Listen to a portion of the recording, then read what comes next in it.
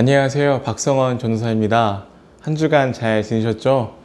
이번 한 주는 완연한 가을 날씨를 느낄 수 있었던 한 주였던 것 같습니다. 여러분들도 잘 지내셨죠?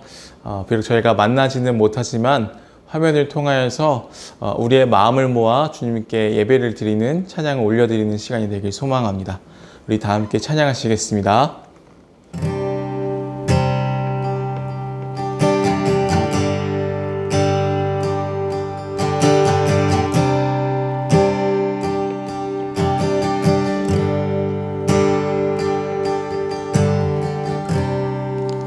모든 상황 속에서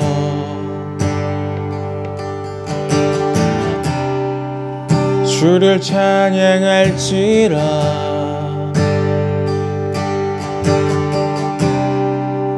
주는 너의 큰 상급,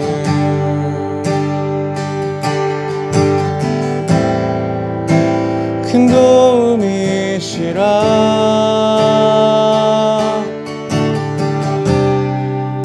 주의 얼굴 구할 때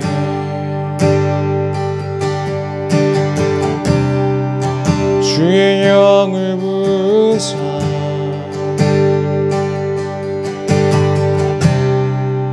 크신 사랑 안에서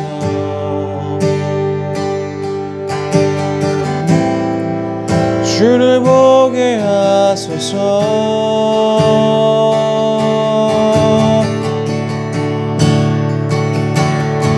내 영혼이 확정되고 확정되어 싸우니 믿음의 눈 들어 주를 바라봅니다. 내 영혼이 확정되고 확정되어 싸우니 믿음의 눈 들어 주를 바라봅니다. 모든 상황 속에서 모든 상황 속에서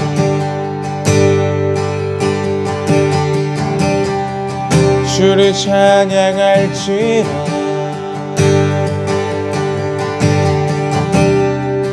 주는 너의 큰 상급,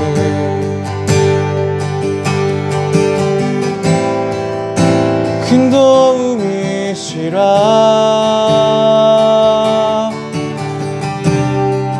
주의 얼굴 구할 때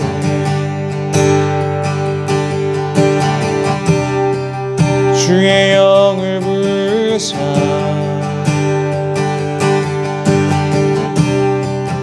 크신 사랑 안에서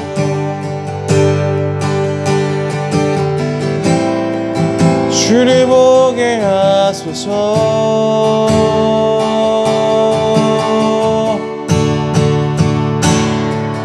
내 영혼이 확정되고 확정되어 싸우니 믿음의 눈 들어 주를 바라봅니다.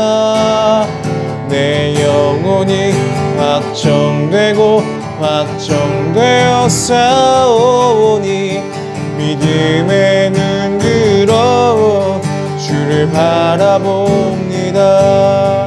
주를 찬양할 때 주를 찬양할 때 주의 나라 이미 임했네. 주의 영원한 나라 주 보게 하소서.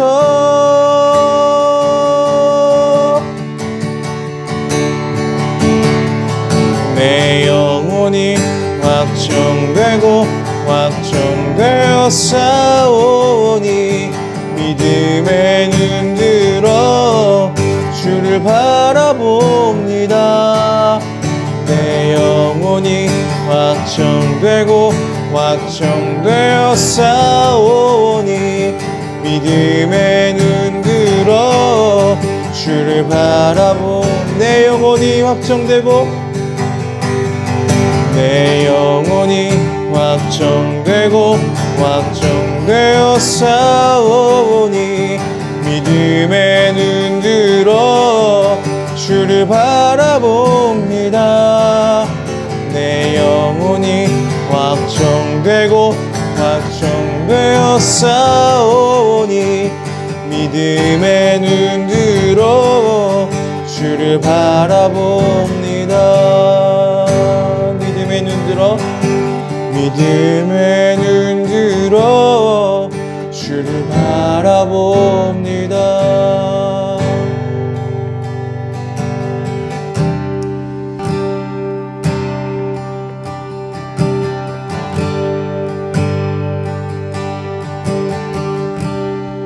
사랑하는 주님 감사합니다. 나의 영혼이 확정되고 확정되었사오니 나의 믿음의 눈을 들어 주를 바라봅니다. 나의 눈을 들어 세상을 바라보면 여전히 힘든 것뿐이지만 그러나 주님, 이제는 주 하나님을 바라볼 수 있게 하여 주옵소서. 정말 나의 믿음의 눈을 들어 주를 바라볼 수 있게 하여 주옵소서. 정말로 나의 영혼이 확정되고 확정될 수 있도록 주님, 우리 가운데 찾아와 주시옵소서.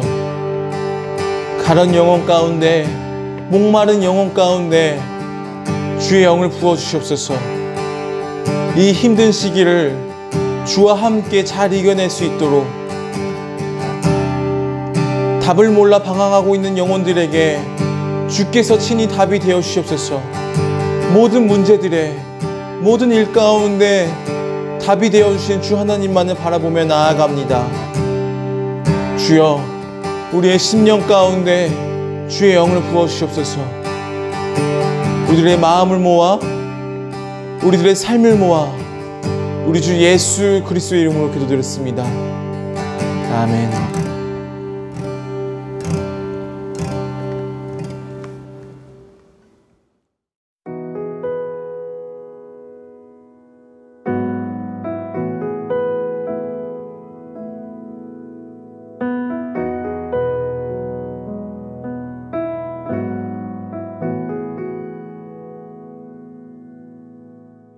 다 함께 말씀을 보도록 하겠습니다. 오늘의 말씀은 시편 57편 1절에서 11절까지의 말씀입니다. 시편 57편 1절에서 11절까지 제가 봉독해 드리도록 하겠습니다. 하나님이여, 내게 은혜를 베푸소서. 내게 은혜를 베푸소서. 내 영혼이 주께로 피하되 주의 날개의 그늘 아래에서 이 재앙들이 지나기까지 피하리이다. 내가 지존하신 하나님께 부르짖으며 곧 나를 위하여 모든 것을 이루시는 하나님께로다.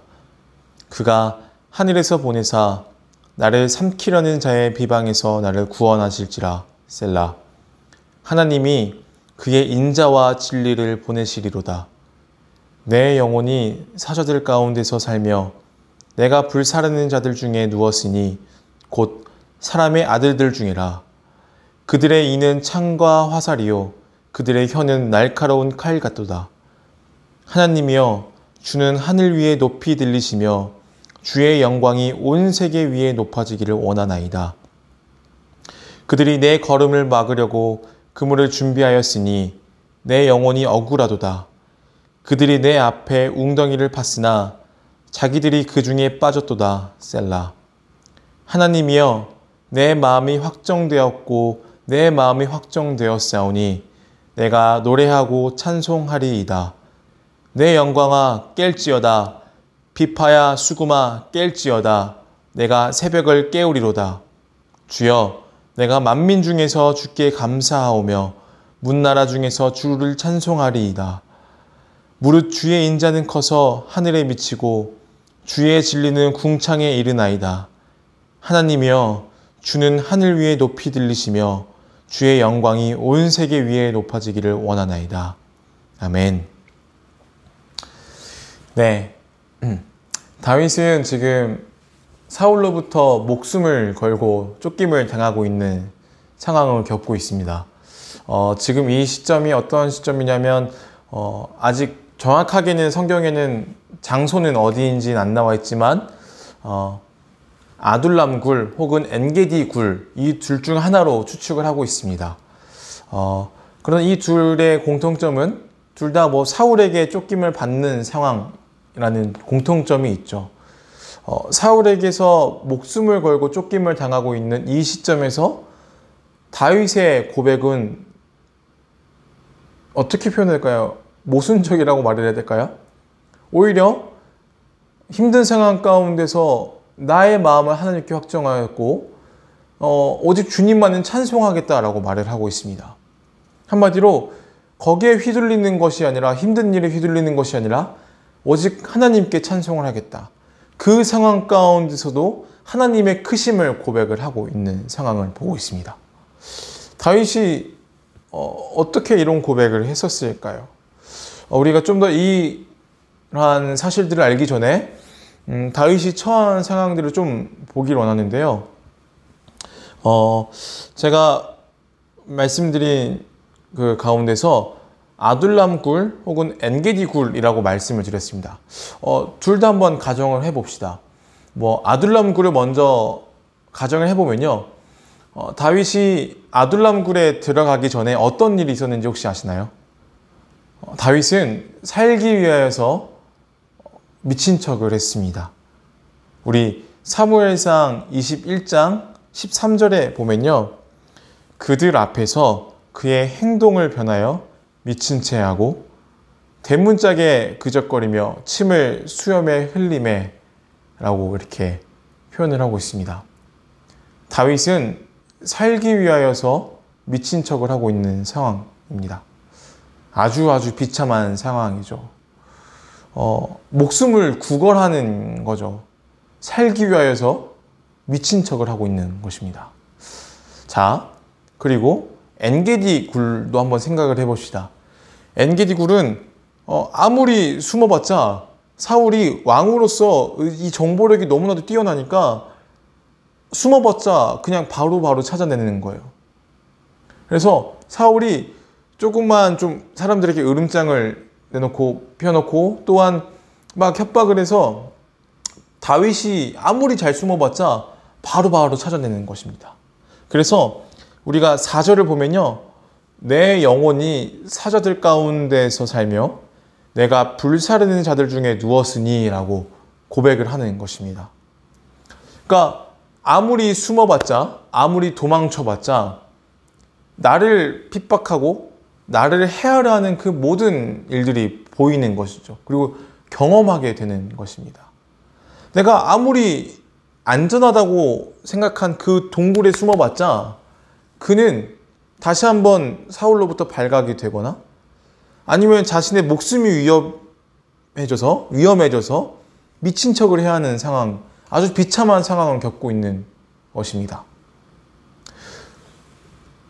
다윗의 상황이 이렇습니다. 자, 우리가 그러한 상황 가운데서 하나님을 찬송하겠다라고 고백을 하는 게, 하나님의 크심을 고백하는 게 세상적인 방법으로는, 세상의 시각으로는 아주 바보 같은 짓이죠.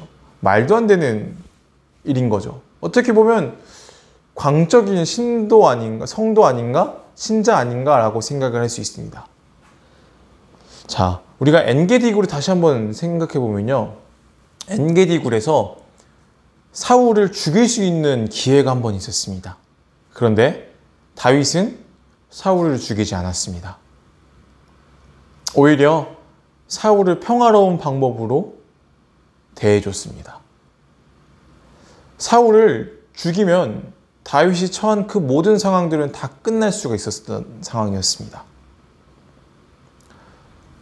자신을 해하려던 그 자를 끝내기만 하면 다윗은 더 이상 이런 비참한 일을 겪지 않아도 돼요. 이제 맘 편하게 잠을 잘 수가 있는 거예요. 자, 여러분, 내가 잠을 자려고 하는데 누군가 나를 공격하려고 든다면 마음 편히 잠을 잘 수 있을까요? 나의 마음에 긴장을 놓을 수 있을까요? 이러한 날들이 계속해서 연속되는 것입니다. 자, 사울을 죽인다면 이 모든 것들이 끝나는 거예요. 그런데 다윗은 그러한 방법을 택하지 않았습니다. 오히려 그를 하나님의 마음으로 평화롭게 그를 대해줬습니다. 아까 말씀드린 대로 세상의 방법대로 바라본다면 아주 바보 같은 짓인 거예요. 자, 그러한 상황 가운데서 하나님을 찬송하였습니다. 그러한 상황 가운데서 하나님의 크심을 바라보았습니다. 자, 제가 여기서 1절을 주목하고 싶은데요. 1절에 한번 다 같이 읽도록 하겠습니다. 하나님이여 내게 은혜를 베푸소서, 내게 은혜를 베푸소서. 내 영혼이 주께로 피하되 주의 날개의 그늘 아래에서 이 재앙들이 지나기까지 피하리이다. 네, 다윗의 육신의 몸은 아둘람 굴이 되었건 엔게디 굴이 되었건 간에 그 동굴에 숨어 있었어요. 그러나 여전히 위협을 받고 있는 상황이었죠. 그런데 다윗의 마음은, 다윗의 영혼은 하나님의 그 주의 날개 그늘 아래 숨어 있었던 것이었습니다. 육신의 몸은 비록 위험한 상황 속에 있을지라도 다윗의 마음과 영혼은 하나님의 그 하나님의 날개 아래, 그늘 아래 속해 있었기 때문에 하나님을 찬송할 수밖에 없었던, 오히려 그 상황을 막 하나님께 원망하기보다 되려 하나님의 크심을 찬송하는, 할 수 있었던 상황이 된 것입니다. 다윗은 하나님을 바라봤습니다. 하나님의 크심을 찬송했습니다. 자, 여러분, 여기서 다윗의 큰 결정적인 모습은 무엇이었을까요? 우리는 이러한 말들을 사실은 아주 많이 들었어요. 힘들 때 하나님을 바라봅시다. 어떤 순간에도 하나님을 찬송하는 삶을 살아봅시다. 라는 말을 충분히 많이 들었을 것입니다. 그러나 여기서 다윗의 결정적인 모습이 있었습니다. 그것은 무엇이었을까요? 다윗은 그 고백대로 살아갔습니다.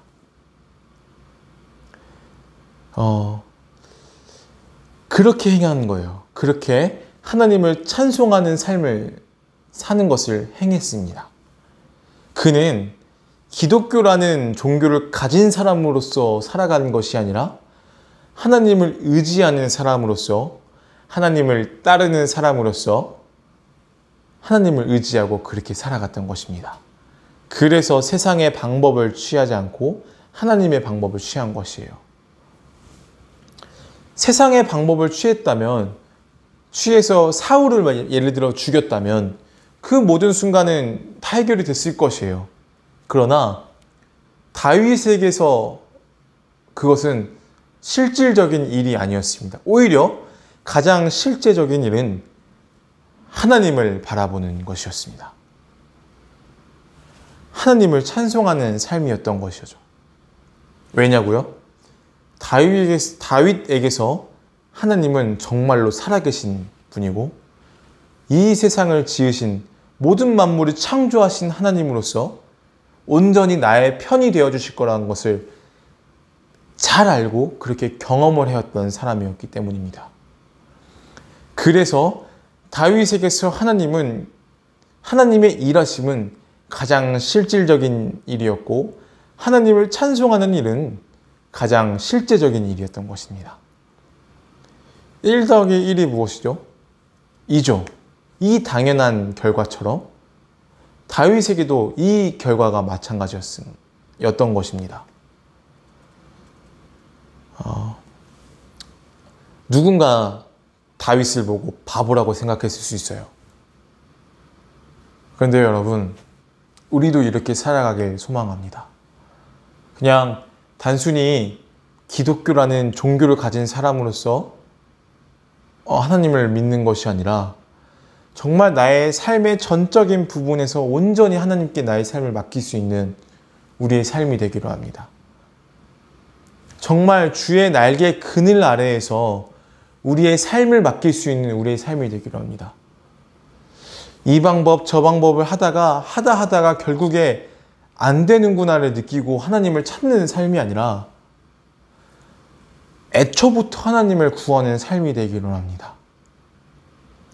주 안에 사랑하는 여러분, 제가 이렇게 말씀을 전하는 전도사로서 하나님을 구합시다 라고 말을 했을 때 기본적으로 드는 생각이 조금 제가 직업적으로 전도사이기 때문에 이렇게 말을 한다라고 생각을 할 것 같아 늘 고민을 하고 기도를 하면서 항상 말씀을 전합니다. 그런데 여러분, 정말 하나님을 믿는 자로서, 하나님을 신뢰하는 자로서 말씀을 전합니다. 정말 하나님을 구합시다. 이젠 더 이상 하나님의 품을 떠나지 않았으면 좋겠어요. 모든 것의 시작이 되어주시는 하나님을 믿었으면 좋겠습니다. 그래서 우리들의 모든 삶의 시작도 오직 하나님께 우리들의 모든 삶을 의탁할 수 있는 우리들의 삶이 되길 바랍니다. 이 세상은 이젠 더 이상 절대적인 것이 없다라고 자꾸만 말을 하고 있어요. 심지어 하나님께서 지어주신 그 창조의 원리마저도 자꾸 애매모호하게만 만들려고 하는 그러한 시대를 살아가고 있습니다. 더 이상 절대적인 것은 없다. 그냥 좋은 게 좋은 것이다 라고만 생각을 하고 있습니다. 이러한 시대를 살아가고 있는 우리입니다. 그런데 우리는 이 시대 가운데, 이 세상 가운데 오직 하나님만이 정답이라는 것을 외칠 수 있는 우리의 삶이 되길 소망합니다. 정말 그냥 하나님을 믿는 종교로서 믿는 사람이 아니라 살아계신 하나님을 믿는 사람인 거죠. 더 이상 우리가 하나님의 품을 떠나지 않았으면 좋겠어요. 우리가 잠시 쉬겠다고 오히려 하나님의 품을 떠나는 아주 역설적인 생각을, 모순적인 생각을 할 때가 있습니다. 그런데 여러분, 우리가 주님의 품을 떠나는 순간 우리의 목숨은 끝나는 것입니다. 우리의 생명은 끝이 나게 되어 있습니다. 성경은 생명을 담고 있는 책이죠. 성경이 다윗의 삶을 통하여서 무엇을 말하고 있냐면요. 하나님의 품에 있어라. 하나님의 품을 떠나지 마라. 입니다. 왜냐고요? 하나님의 품을 떠난 삶은 생명을 잃어버린 삶이기 때문입니다. 말씀을 맺으면서요. 오늘은 말씀이 좀 무거웠죠. 그런데 언젠가는 한 번은 꼭 이 마음을 전하고 싶었습니다. 정말 하나님의 품을 떠나지 않았으면 좋겠어요. 세상이 우리를 향해서 손가락질하고 바보라고 할지라도 우리는 끝까지 하나님을 찬송하는, 하나님을 예배하는 우리가 되길 소망합니다. 오히려 세상이 갈수록, 시간이 흐를수록 더욱더 우리의 삶이 세상과 구분되어지는 삶이 될 것입니다. 세상은 답이 없다, 절대적인 것은 없다라고 말하지만 오히려 우리는 아닙니다. 오직 하나님만이 우리의 구주가 되어주시며 절대적인 하나님만이 우리의 정답이 되어주신다라고 말할 수 있는 우리의 삶이 될 것입니다.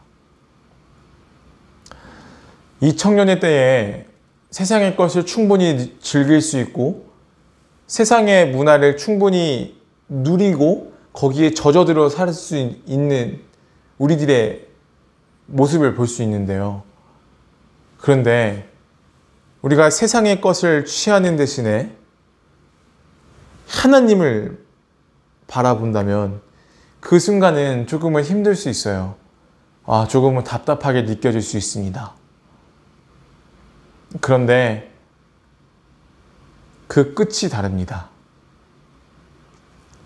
다윗의 끝은 다릅니다. 사울은 결국 죽음을 맞이하게 되었고 다윗은 예수 그리스도의 오심을 예비할 수 있는 자가 되었습니다. 우리의 삶 가운데서도 이제는 하나님을 선택할 수 있는 우리의 삶이 되기를 합니다.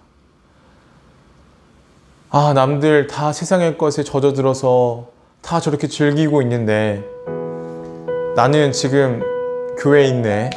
나는 지금 예배를 드리고 있네. 무엇이 옳은 것일까라는 고민이 될 때가 있습니다. 남들은 다 저렇게 쉬고 있는데 나는 바보같이 또 예배를 드리러 가고 있네라고 고민이 들거나 걱정이 될 때가 있습니다. 그러나 여러분, 걱정하지 마십시오. 하나님을 선택한 삶이라면, 그리고 하나님의 그 주의 그늘 아래, 날개의 그늘 아래 있는 자라면 여러분들의 끝은 하나님의 승리로 마무리를 하게 될 것입니다.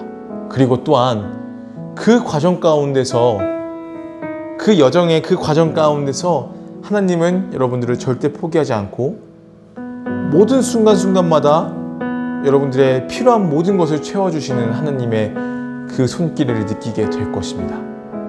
그래서 여러분들의 입술을 통하여서 정말 이 중심에서 나오는 고백이 나의 마음이 주께로 확정되고 확정되었사오니 주님을 찬송하겠습니다 라는 고백이 될 수 있는, 고백을 할 수 있는 우리의 귀한 영혼들이 될 수 있도록 축복하며 기도하겠습니다. 기도하겠습니다. 사랑하는 주님, 감사합니다. 주님을 선택합니다. 주께로 확정합니다. 주님은 우리들의 모든 삶의 여정을 다 아시죠. 충분히 세상의 것을 즐길 수 있었으나 그러나 주님을 선택합니다. 나는 주님의 생명을 선택하기 때문입니다. 더 이상 세상의 것에 젖어드는 삶이 아니라 오직 주님의 생명으로 나날이 기쁨으로 살아갈 수 있는 우리들의 삶이 될 수 있도록 주님 축복하여 주시옵소서. 행여나 지쳐있는 영혼이 있다면 정말 다시는 주님의 품을 떠나지 않고 주님의 품 안에서 정말 주님의 그 안식을 누릴 수 있도록 주님 우리들의 마음을 만져주시옵소서. 우리들의 여정이, 우리들의 삶의 여정들이 힘든 영혼들이 있다면 그들을 위로하여 주시고 정말 주께서 친히 만져주시옵소서. 정말 이 청년의 때에 주께로 나의 마음을 확정하여서 오직 주님만 찬송하여 정말 우리들의 모든 삶의 주의 길을 예비할 수 있는 우리들의 삶이 될 수 있도록 주님 축복하여 주시옵소서. 우리들의 모든 삶을 올려드리며 우리 주 예수 그리스도의 이름으로 기도드렸습니다. 아멘.